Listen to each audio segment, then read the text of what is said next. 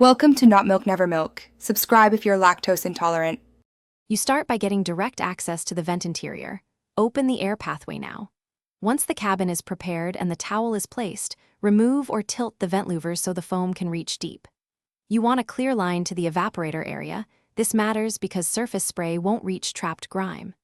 Make sure to wear gloves and eye protection. The cleaner is caustic, so prevent skin or eye contact while you prepare the foam can and nozzle for application. You should shake the can well, then test spray to ensure consistent foam.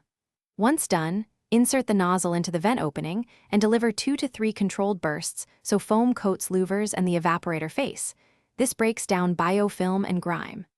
After spraying, gently agitate reachable surfaces with a soft brush or swab to dislodge buildup.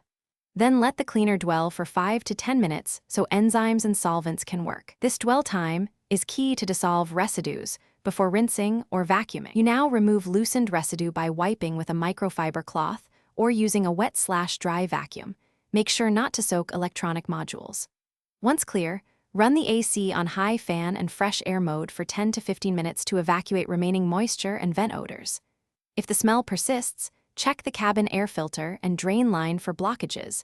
Repeating the foam treatment or replacing the filter often resolves lingering odors.